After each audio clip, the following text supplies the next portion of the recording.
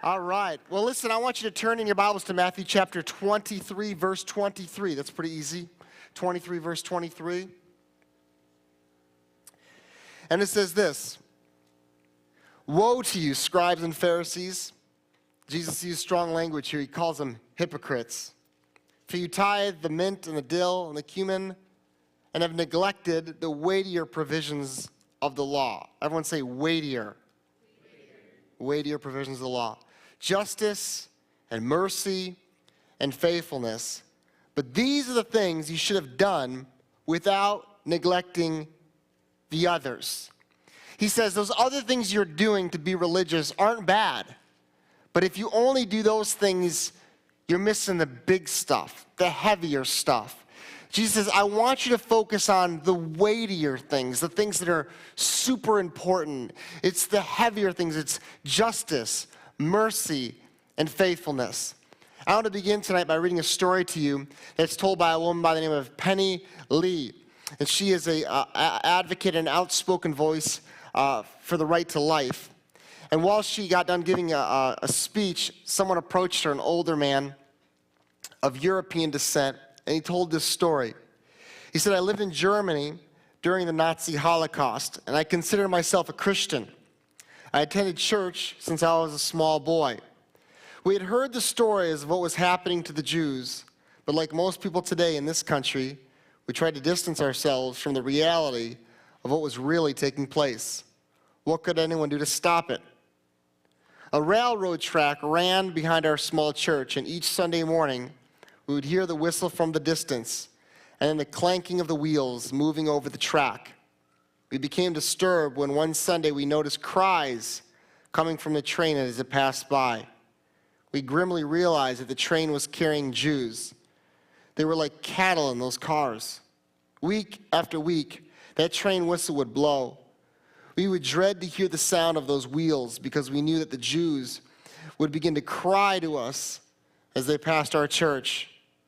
It was so terribly disturbing. We could do nothing to help these poor, miserable people, yet their screams tormented us. We knew exactly at what time the whistle would blow, and we decided the only way to keep from being so disturbed by the cries was to start singing the hymns. By the time the train came rumbling past our churchyard, we were singing at the top of our voices. As some of the screams reached our ears, we'd sing a little louder until we could hear them no more.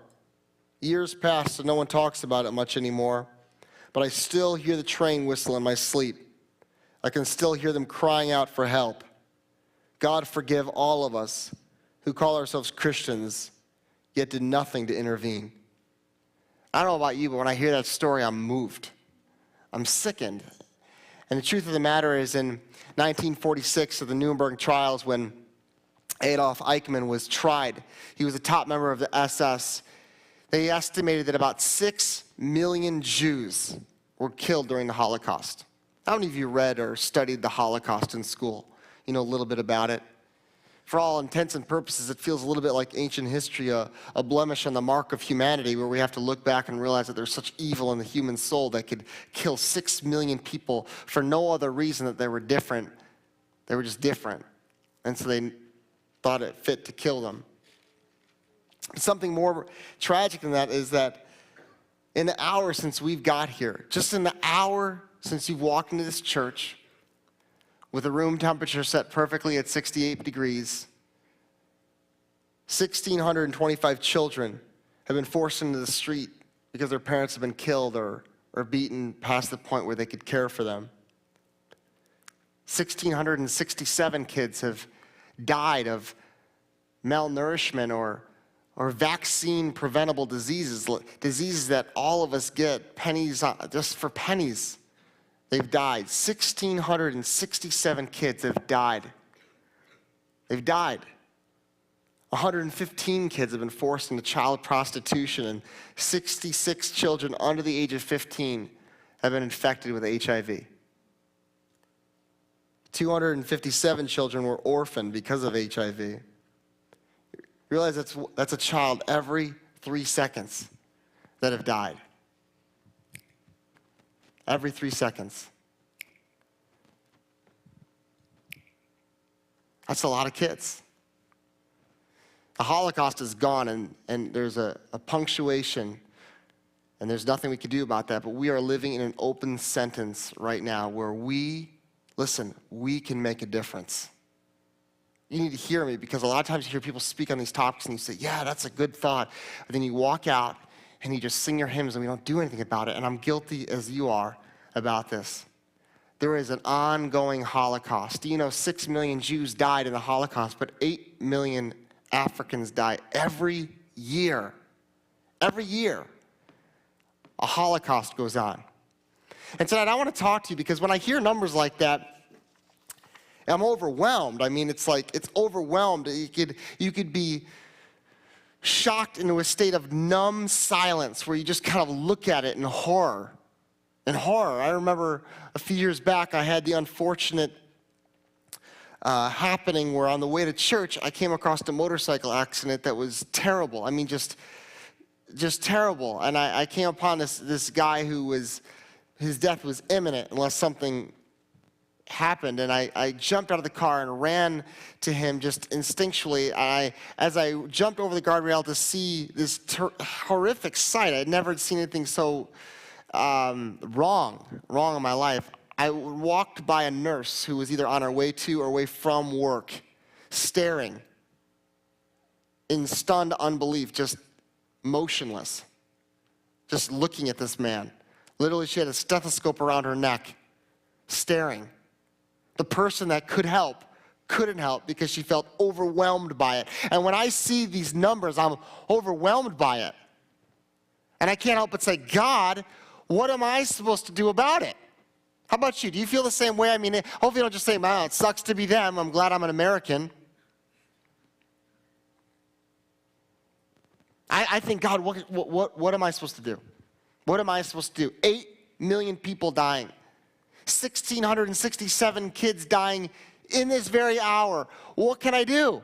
I have limited resources, limited time, limited money. God, do you have anything to say in your word about what I should do? I'm a Christian, and my answers come from this book. So God, what do you have to say? And that's what I want to talk to you about tonight.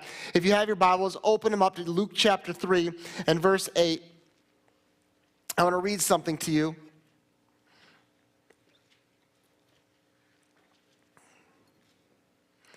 Check this out. This is John the Baptist speaking, and he says this. Luke chapter 3, verse 8. Prove by the way you live that you have repented of your sins and turned to God. Don't just say to each other, we're safe, for we're descendants of Abraham. That means nothing. For I tell you, God can create children of Abraham from these very stones. Even now, the axe of God's judgment is poised, ready to sever the roots of the trees. Yes, every tree that does not produce good fruit will be chopped down and thrown into the fire. Now, I want you to see what's happening here. John the Baptist is like preparing people for Christ's arrival. They were living in a day and age where they were much more acutely aware of their spirituality in the culture in which we live, where most people try to like negate their spirit, negate supernatural things. But in that day and age, they were waiting for the coming Messiah. And John the Baptist shows up on the scene with such zeal, and he's like, he's coming, guys. Christ is coming. The Messiah is coming. Get it together. And they're like, okay. He's serious? He's like, I'm serious, man. He is coming, man. And if you don't get it together, he's going to cut you down. And he was using figurative language. He's like, if you don't bear fruit, he's going to cut you down and throw you into hell. You get it? And they're like, yeah, we get it. What do we have to do? Now, I don't know about you, but if I brought the fear of God and the fear of hell into you, and you're like, what do you want me to do? You'd be expecting me to say something big, right? But like, if you do something big, man, sell all you have, man, and take all your money and give it away, and then become a monk. And if you're single women, become a nun. Yeah, okay, I'll do it, man. I mean, I don't want to end up in hell. Yeah, you with me? And fast for 40 days and 40 nights, and then when you're done, do it again, 80, be holy. Okay, I'll do it. Right? I mean, like, he has them in the palm of his hands, and he's like, we'll do whatever you want us to do. John, just tell us what to do. Man, you got to picture this guy, man. He's eating like locusts and wild honey. You know what I'm saying? He's wearing like crazy clothes, and he's like, Jesus is coming. You know what I mean? And they're like, this guy's for real, man. What's up? What do we have to do? And the crowd starts asking, look, he says, what are we supposed to do? And look at his big answer is. If you have 2 shirts, give one to the poor. And if you have food, share with those who are hungry. That's it? That's like your punchline? Like, oh my God, I was about to go to a monastery and that's all, just an extra shirt? That's, really? Maybe John didn't get how bad things were in the world, you know? Or maybe they weren't bad in the world. Maybe everything was beautiful back in the time of John and Jesus. The truth of the matter is there's been evil and there's been oppressors oppressing the weak since the beginning of time. There's been poverty and the poor and the hurting through all of time. There was always that stuff. So why didn't John rise up and start to give some big answers and say, do some like really big things? He just says, if you have 2 shirts, you know the expression, he loves me so much he would give me the shirt off his back? I've never heard that before. Man, I remember I toasted someone at a wedding. I'm like, he's the type of guy, he would give me the shirt off his back. And I was, oh man, that's a good guy right there. That's a good guy, you know. I was like, seriously, I'll give you my shirt right now, you know. And you're like, that's a good guy. And John was like, hey, if you want to be right with God, give people the shirt off your back. He didn't say that. He said, give him the extra shirt that's in your closet. You see that guy that's naked? Yeah. And you see how you're wearing a shirt? Yeah. And you know you have a shirt that you're not even wearing? Give him that shirt. And you notice how you're about to like puke because you just ate so much? Maybe instead of having another serving, you can give some to that guy who's starving to death. And you know what? This is funny. You know there's a problem with obesity in America? I don't know if anyone told you that. But there's like 100 million fat people in America. 100 million people. That's 1/3 of our national population is eating so much that not only are they full, but their body is finding places to shove it as to not explode. And they keep raising the pant sizes to accommodate the obesity in America. It's an epidemic. But can I tell you what's also an epidemic in America that you may not know about? Elizabeth Dole, United States Senator, in June 2007 stood before Congress to say there are 35 million Americans that go to bed hungry every night. There is 100 million fat people who are eating way too much than they ever need, while 35 million go to bed hungry. Can I have another serving, please? Can I have another shirt? John says, you want to be holy? If you have more than enough, bless someone who doesn't have any. It's like, John, I don't know if you get it, man. There's like a big, big problem. Maybe Jesus will clear it up, because you're just kind of like, you're like warming up. It's like you're loading the bases for Jesus. When Jesus gets here, he's going to send us all to the monastery. And we're going to be like bicking our heads and becoming nuns and like taking the shirt off our back. John is just like the warm-up guy. But look what Jesus says. And when he comes on the scene in John chapter 9, or Mark chapter 9. The disciples come to him to kind of set up the verse. The disciples come to him like, Jesus, like his disciples were kind of like real brats, like they're narcs, you know what I mean? They kind of come from some bad blood, tax collector, cussing fishermen, you know what I'm saying? They're like really like edgy, throat-cutting people. And they come like, Jesus, there's these guys who are like casting out demons in your name, man. Your name, you hold the patent on your name. Jesus.com, you owned that, man. And they're like ripping off your name. And I was like, what are you talking about? Yeah, they're doing stuff. They're like, for Jesus, do it. And Jesus said, whoa, slow down, man. Slow down. And look what he says to him in Mark chapter 9, verse 41. For whoever gives you a cup of water to drink in my name, because you belong to Christ, assuredly I say to you, he will by no means lose his reward. Now this serves a double purpose. Number one, I'm thirsty. Jesus like, you want to change the world? If you give someone a cup of water, you're going to be rewarded. And they're like, this guy's worse than John. I mean, does he have any clue what's going on in the world? Does he see how bad it is? Does anyone notice what's going on here? John's like, give the extra shirt away. Jesus is like, get a Brita water filter and hook somebody up. Like, there's a big problem in the world, Jesus. Since you started this little speech, there's been 1,000 kids that have died, and you're talking about a cup of water? I am. You know how one person makes a difference? You know how I can make a difference? You know how you can make a difference? Is when we decide we're actually going to do what Jesus told us to do.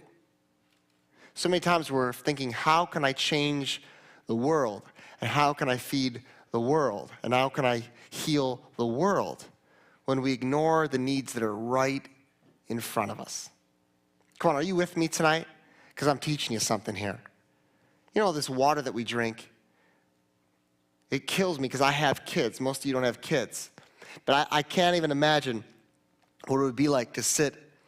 My son cries in starvation pains, but usually those come every 4 minutes for my son. They're not real starvation pains. He just thinks he's dying. And so I have to just keep throwing food in his head, but he's not dying. When you see pictures and videos of children dying while mothers hold their children while they die because they don't have food. Their mouths are stuck closed because their tongues are stuck to the roof of their mouth because they can't give them a cup of water. No one's there to give them a cup of water in Jesus' name. Maybe that's why Jesus said, if you give someone a cup of water in my name, you'll be rewarded. I look at numbers like 143 million. I don't know about you, but that's a big number. You know, right now we're in the middle of passing a stimulus package. $800 billion. I don't even know what that is. It's like, I don't know, like 47 zeros. I don't even know. I heard someone, I think it was Glenn Beck on the radio yesterday, and he's like, if you spend $1 million every day from the day Jesus was born till now, you still wouldn't spend $800 billion. I was like, my mind can't even figure that out. But anything over like, I don't know, 1,000 starts to blow my mind because I'm kind of simple. I have what doctors call a relaxed brain, but 143 million orphans in the world today. What can I do about that? That's half the population of the United States of America. 143 million children who don't have a mommy or a daddy. I'm already teaching my daughter about orphans so she understands when we bring an orphan home that there's kids in the world that don't have a mommy or a daddy. And she says, why? Why? I said, that's a great question. Why? Would a baby not have a mommy or a daddy? Why? See, when Jesus looked people in the eyes and they're like, Jesus, tell us what is true faith? What is true religion? Jesus said, do you want to know what true religion is? It's taking care of widows and orphans. 143 million kids are waiting. Who are they waiting for? This is interesting to me. Jesus looked believers in the eye and said, you want to be like me? You want to follow me? You want to do what I do? You want to know what bugs me? You want to know what bothers me? See, listen, when you start to fall in love with somebody, you ought to take an interest in the things that people love and the thing that people hate. And cultivate the thing that they're down with and avoid the thing that ticks them off. Are you tracking with me, young men? Is you trying to get a girl? Listen to Pastor Mark here. If she hates it, don't do it. If she likes it, do that. She doesn't like Bruce Lee. She doesn't like Chuck Norris. She doesn't. She just doesn't. She doesn't like any. It doesn't matter how many people die in the movie. She doesn't care. P.S. I love you. She wants to see that movie. Rent it. I don't like it. Doesn't matter. See, when you love somebody, you want to give them what they like. She doesn't want a chainsaw for Valentine's Day. She doesn't want tickets to the Yankees game. Because you love her. You want to give her the things that you love. And Jesus says, you love me? I love you, Jesus. Do you love me? I'm serious about it, Jesus. I love you. You love me? I love you. Stop it. You want to follow me? Of course I want to follow you. I am a Christ follower. I'm a Christian. Okay, you want to know what's important to me? Widows and orphans, the people that have been rejected and abandoned, the people that have been hurt and lost and lonely. You care about those things? You care about me? Take care of it. Can I tell you, they estimate that on this big ball we call Earth, there are 2.1 billion people that profess to follow Christ. 2.1 billion that say, I follow Jesus. Whether they're Catholic or Protestant or whatever, they follow Christ. If 2.1, just track with me. This isn't math class, but I'll try to make it simple. If a fraction, you know, the thing with the number, a bar, and another number, did what Jesus actually said to do, would there be so many orphans? If 2.1 billion people rose up and said, hey, we got an extra shirt in our closet, would there be one naked person? If every obese American got up and said, hey, I'm full and have been full for about an hour, I'm going to start to think about how I can take some of this and send it over there to where it's needed, I don't think there would be so much poverty in the world. Carl, are you tracking with me? Can one person change the world? You know what's interesting? Jesus never told one person to change the world. The only one person I know that changed the world, his name was Jesus. You know what Jesus said when he showed up and said, you know how you can change the world? Give a cup of water to someone who's thirsty. Give a meal to someone who's hungry. Take the shirt, don't get all weird. Don't take the shirt off your back. Just take it out of your closet. I go on missions trips. I've been on true missions trips where I don't come home with anything. I can't find it in my heart to come home with anything. I just want to leave it all there with them. Because I think I am so rich. I'm filthy rich. I have all the clean water I want. My kids have all the vaccines they need. I never go to bed starving. I have a roof over my head. No one's trying to take my life. I'm rich. And you're rich. Oh, but I don't have the newest. I don't have the... No, you're rich. About 95% of the world would look at you and say, that guy, that girl, she's rich. So how can I leverage my enormous wealth for the good of others? Come on, are you track with me tonight? I don't know about you, but I'm overwhelmed. I think 2.1 billion people. I told people that today, they're like, you know what we should all do? We should have us all give $1. That's like $2.1 billion. That's a lot of money. We could really do something. I'm like, what if we gave $2, man? That's like, I can't even do the numbers anymore. That's like $4.74. That's crazy, man. That's a lot of money. We could really do something. Yeah, if people who said they followed Christ actually followed Christ, we really could make a difference. The problem is following Christ for most people has become like a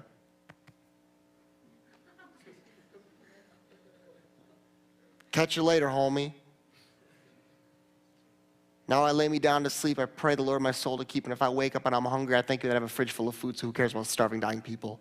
Amen.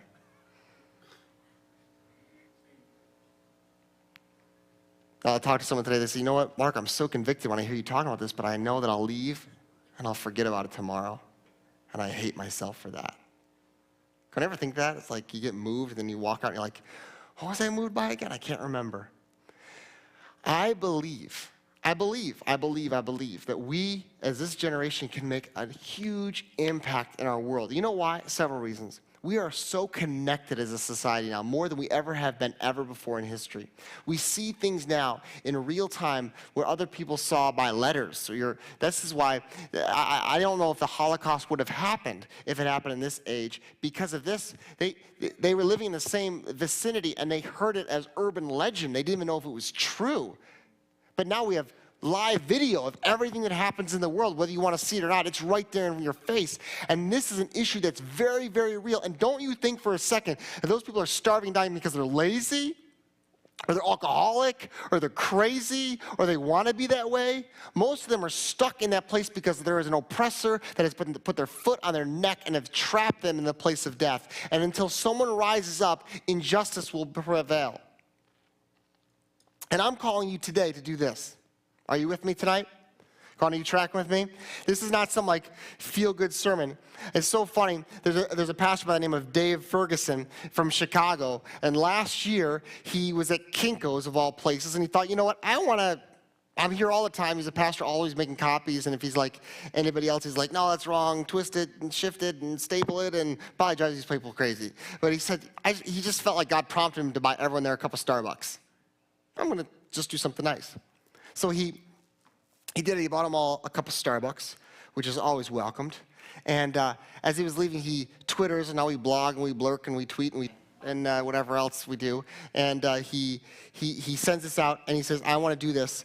And someone comes back, and he says, I'm going to start a Facebook page, and I'm going to have people commit to doing it 365 days a week, or 365 days a year for a year. And now, today, he has over 110,000 people committed to do random acts of kindness. One person who made a commitment that he's going to do a random act of kindness resulted in 110,000 people doing the same thing. Now, you could sit here and say, I can't make a difference, or you could rise up and do it. And this is what I want you to do. Number one, I want you to log on to one.org and sign up. Do you know the largest group of people that is signed up is in Washington, D.C., and there's 600 and some odd members at the Washington, D.C. One group. I want to start a Utica One group that's larger than that and show that there's a group in upstate New York that cares about the poor. But not only do I want you to sign up, I want you to get 5 friends to sign up. And this is what I think is easy. There's other people participating in what one's doing. Hindus, Muslims, Jews, they're all signing up to do the same thing. I think it's interesting among all major world religions, one thing that is universal is having a heart and a care for the poor. And even if someone isn't a devout Christ follower, isn't a Christ follower at all, they should have a heart that says, I want to help the poor. And I think it's very easy to go into your school tomorrow and say, could you help me? I'm trying to get 5 people to sign up with one.org to help with the poor and the impoverished in Africa, and get 5 people to do that. If we did that, I believe that just at minimum, we could get 1,000 people to sign up in the next week. Now, this is what happens. When you sign up for one.org, they'll send you emails when there's key pieces of legislation coming up from the House or the Senate to, right now, they're trying to get the U.S. to devote more money to issues of poverty in Africa. And when those pieces of legislation comes up, whether or not to add it to the bill in Congress for our national budget, you, as an American citizen, could call your senator, call your congressman and say, please vote for this, push this through. And I'm telling you, when you start to call your senators and call your congressmen, it makes a difference. And so what one.org does is when there's an issue that comes up that pertains to helping the poor, they send you an email and you can say, I'm going to do something about it. And I think that's really important to do. How many of you have ever actually called your senator or called your congressman before? I knew you would have, John Leone. You actually wrote him a letter. Anyone write him a letter? See, this is how it works. You don't understand. You vote for these people, right? And then what you're supposed to do is you're supposed to bug them all the time. You are. You're supposed to vote them in, Michael R. Curie, Hillary Clinton, and then call them all the time and make sure they're doing their job. You voted in, you pay their salary, they are speaking for you, so you need to speak to let them know what you're saying. Come on, are you with me? You're confused about how American politics works. You don't just cast your vote and for 4 years cross your fingers. Oh, please, I hope they make the right decision. Oh, if they made the wrong decision, they're an idiot, I hate them. No, you get on the phone, you write letters, you write emails, you bug them till they know your name. Come on, this makes a difference. I'm telling you what, it takes like 5 minutes a day to call your senators and congressmen and say what you want in their ear. What do I want? You better figure it out. It's your nation. I don't know what I want. I don't want. It's so funny. I listen to these people get up in front of our president. The president of the United States is like their one chance to like talk to the leader of the free world. And they're like, I need a new kitchen. I want to be like, that's your shot? That's what you said? You didn't just say that. Oh my gosh, everyone in the whole world just heard you say, you want a new kitchen. No, you need to find out what's really important and say, you know what, I'm going to call my senators, my congressmen. You know, you can actually call the White House, you can call the White House, it's called the switchboard there, and tell them, hey, I want Barack Obama to not vote for that stimulus package. You can do that, or say, I want him to vote for that stimulus package. You can bug them. Hey, who are you? Don't worry, I'm 14 years old, but don't worry about that. I want him to vote for it. You know what I mean? Join1.org. Get 5 of your friends to do it. And on top of it, this is what I want you to do. I want you to look at everyday instances where you might have 2 coats. You might have a clean cup of water. You might have an extra meal to share with somebody. An extra seat in the cafeteria when that person's sitting all by themselves. You may be doing just fine in math, and that person's not making it, and you're saying, well, good luck, hope they do okay. No. Say, I have more than enough to give away. Maybe it's just words of affirmation. Every day. Well, let me ask you, what did you do today to give to somebody else? And you just showing up is not a gift, P.S. I was here. Now, that isn't a gift. That's a nag, trust me. What have you done today? I want you to literally stop for a second and think, what have I done to enrich the life of somebody else? That's it. I mean, when we say we follow Christ, the Bible says Christ went everywhere doing good deeds. What have you done? I want you to commit every day. Maybe literally look in your closet and think, I don't need all these clothes. There's that person in school, I'm just going to like go give them some of my clothes because, you know, we look about the same size. I think they'll like my clothes. You know, this week I had someone come into my office who was going through just hell. There's no other word for it. And they were at the end of their rope. And I just saw that. I could just see it, that hope was gone from their eyes. And I put my arm on them. I said, look at me. And they looked at me and I said, you're going to make it. And they said, I know. I said, no, look at me in the eyes. You're going to make it. And again, they said, I know. And I made them look me straight in the eyes and I looked at them and I said, you are going to make it. You're going to make it through this hell. And they just started to cry because they didn't believe it. Hope was gone, but I felt like I had enough hope in my heart for the both of us. I had enough for 2 of us. And I said, I'm going to share some of the hope that I have with you. Look in my eyes. You're going to make it. We were there with someone else. I said, look at them right now. Tell them they're going to make it. Look in their eye. They're going to make it. You're going to make it. And before that person left my office, there was something that was infused in their spirit. They came in spiritually naked of hope, and we're walking around with more than enough. And I thought, I'm going to impart hope into that person right now. What have you done today to give life to someone who is dying? A simple cup of water to someone who is thirsty. This was the calling of Christ. And he said, if you give even a cup of water to someone who's thirsty, there's a blessing. And every one of us has something to give. We're called to do it, and we need to do it. Amen?